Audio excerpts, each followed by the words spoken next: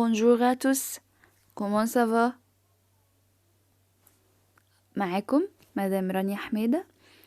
لسه معاكم في unité 1 لسنة تالتة إعدادي. كانت بالتيتر بلد، عنوان بلد اللي هي نزهة. اتكلمنا سوا عن الفوكابولير، الكلمات والجرامير، ولسه مكملة معاكم. بس من فضلكم سبسكرايب للقناة ولايك وشير للفيديو، وتابعوني عشان هكمل لكم باقي الفيديوهات ان شاء الله للمنهج تالتة اعدادي.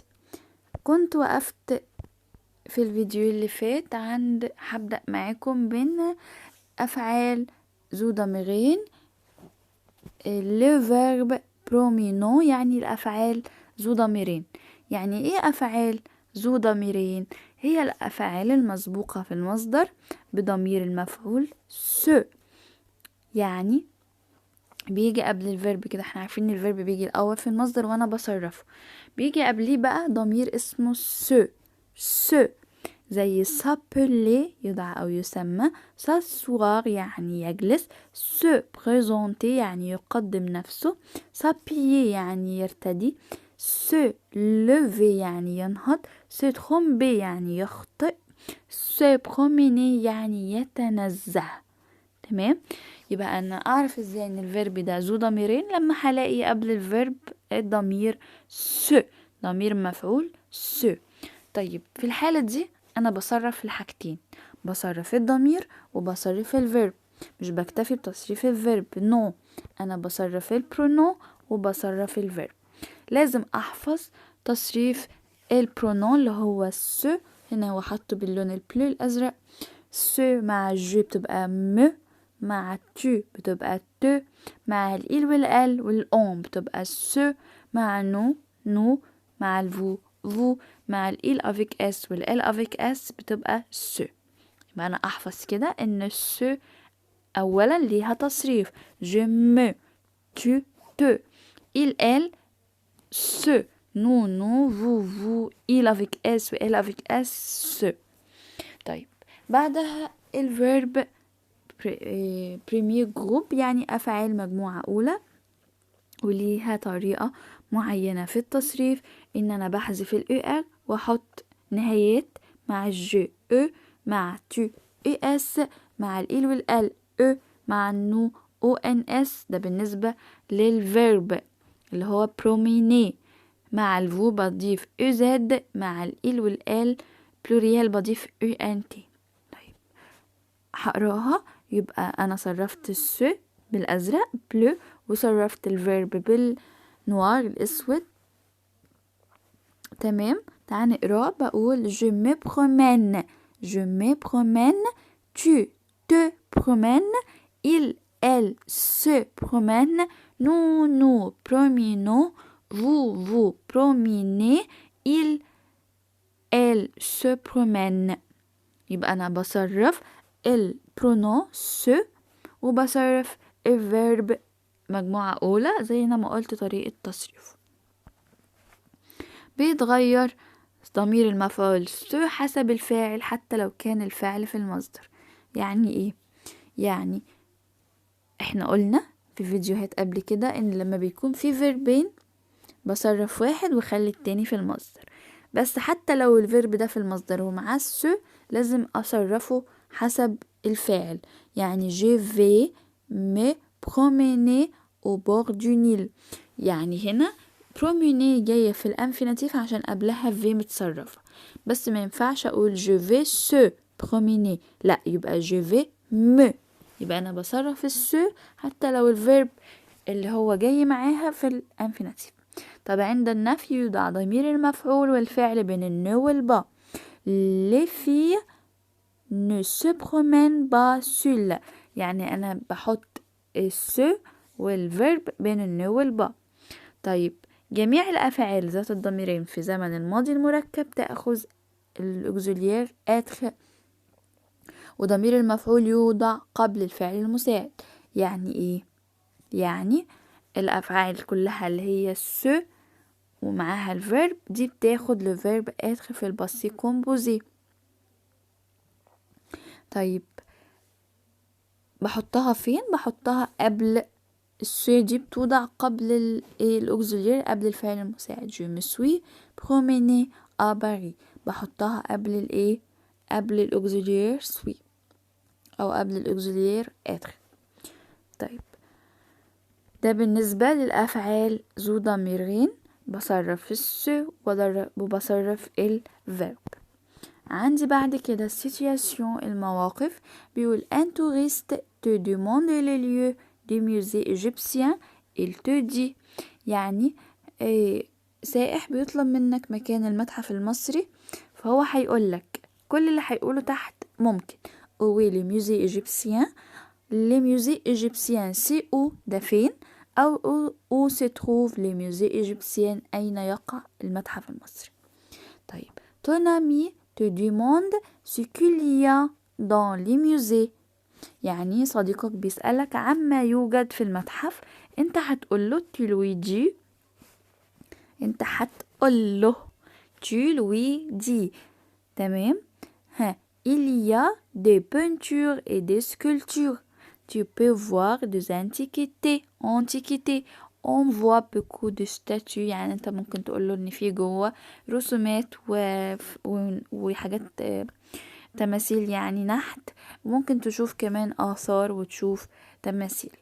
tu demandes à ton ami français les lieux qu'on peut visiter à Paris، il te dit، يعني بيسألك عن الأماكن اللي ممكن يزورها في فرنسا.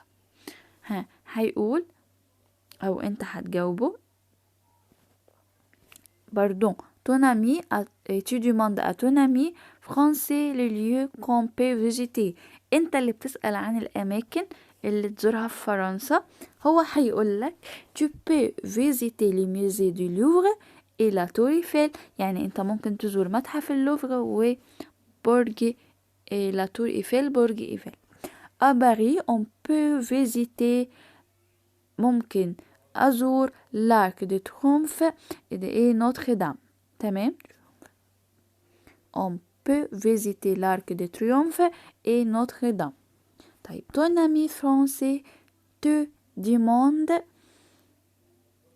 ce que les touristes aiment visiter en Égypte، بيقولك ايه اللي بيحب يزور السياح في مصر، انت هتقوله ils aiment visiter les pyramides، يحب يزوروا الأهرامات، les sphinx et les musées égyptiens، أبو الهول والمتحف المصري. les touristes aiment aller à Luxor et أسوان pour voir les monuments، بيحبوا يروحوا الأقصر وأسوان عشان يشوفوا الآثار. un touriste، احنا في نمرة 5، un touriste te demande comment on peut aller au musée، يعني ازاي يروح المتحف. تيجي انت هتقوله prenez la première rue à droite، يعني بتقوله خد اول شارع على اليمين، او vous pouvez prendre un taxi، ممكن تقدر تاخد تاكسي. ton ami français te demande ce qu'il peut visiter en Égypte، هو اللي هيسألك اقدر ازور ايه في مصر، هيقول qu'est-ce qu'on peut visiter en Égypte، أو quel monument peut-on visiter en Égypte، ايه الآثار أو الأماكن السياحية إن أنا أقدر أزورها في مصر.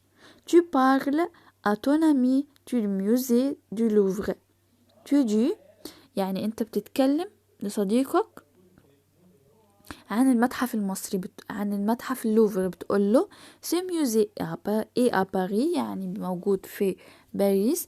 dans ce musée il y a une section des antiquités égyptiennes، بتعرفه شوية عن متحف اللوفر، بتقوله ان جوه المتحف ده بيوجد قسم مخصص للآثار المصرية. هنا لو بسأل عن مكان حاجة، يعني où est le musée égyptien، بقول le voilà، واحنا شرحنا le voilà لما بشير عن حاجة لمفرد مذكر. qu'est-ce que tu fais le jour des congés، بتعمل ايه في يوم العطلة. je me promène avec mes parents، يعني بتنزه، me promène أفعال ذو ضميرين أو verb ذو ضميرين، avec mes parents، هنا mes صفات ملكية mes parents. طيب qu'est-ce qu'on peut qu'est-ce qu'on peut visiter à Paris. ممكن نزور ايه في باريس. on peut visiter le Louvre, la Tour Eiffel. يعني ممكن ان احنا نزور متحف اللوفر وبرج ايفل. تمام. la Tour Eiffel, برج ايفل. comment peut-on aller au Louvre. حد بيسألني ازاي اقدر اروح المتحف اللوفر، بقول له on peut prendre le métro. on peut prendre le métro. بعد كده بيقول لي demander ce qu'il y a au musée، يعني بطلب اعرف اللي موجود في المتحف. السؤال بيكون ازاي؟ qu'est-ce qu'il y a dans le musée، يعني ماذا يوجد في المتحف. qu'est-ce qu'il y a. il y a des statues et des sculptures. il y a des statues et des sculptures. طيب سؤال بعد كده بسأل عن ساعات العمل بتاعت المتحف. quels sont les horaires d'ouverture du Louvre. بيسألني أو هي ما ساعات العمل اللي بيكون فيها فاتح المتحف. بيقول il est ouvert de 9h، يعني بيكون مفتوح من الساعة 9. بسأل ازاي اقدر اروح. comment peut-on aller au Louvre. هيقول بقى اوصف بقى ازاي تروح او مكان حاجة. يعني هقول traverser ce pont، يعني اعبر الكوبري. puis tourner à droite، وبعد كده لف ناحية اليمين او احود يمين. تمام. يبقى traverser ce pont puis tourner à droite.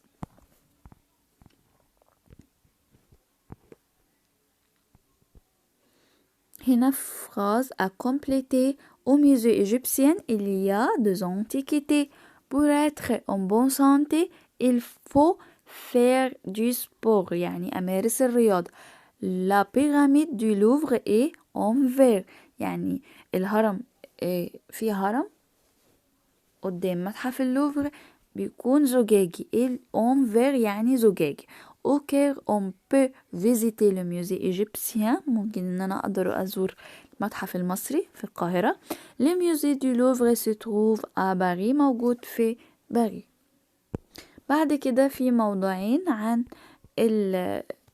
زي ديالوج كده entre un journaliste et un touriste.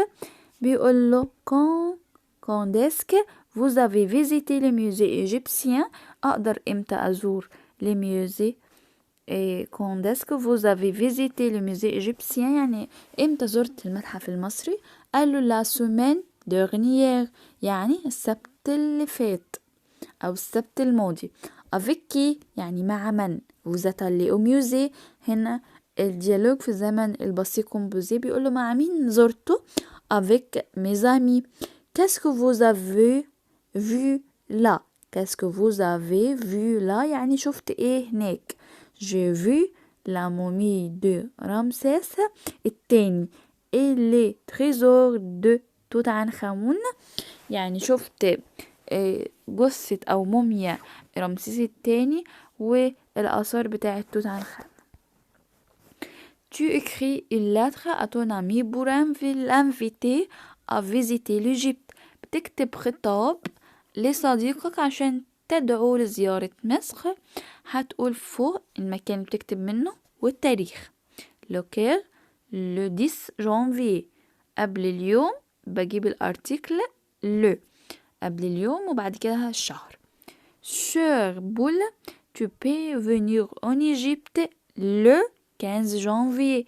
يبقى أنا عشان أقول 15 جانفي أو 10 مارس أو أي تاريخ يوم وبعديه شهر لازم أحط الارتيكل le. Tu peux venir en Égypte le 15 janvier. Pendant ce temps، يعني أثناء المدة دي je serai en vacances de mi-année. يعني في الفترة دي أنا هكون في أجازة نص السنة. nous irons هنروح سوا à la région في منطقة des pyramides الأهرامات. nous visiterons beaucoup de monuments comme يعني مثل هيعدله الحاجات اللي هو يقدر يزورها. لي بيراميد، السفينكس، الميوزي ايجيبسيان. جاتون تا ريبونس يعني منتظر ردك عليا. ابيانتو يعني الى اللقاء. تمام كده انا خلصت اليونيتي كلها. تمام ان شاء الله هعمل لكم فيديو خاص بالاكزرسيس بتاعه الوحده وانزله ان شاء الله. فمن فضلكم تابعوني وميرسي.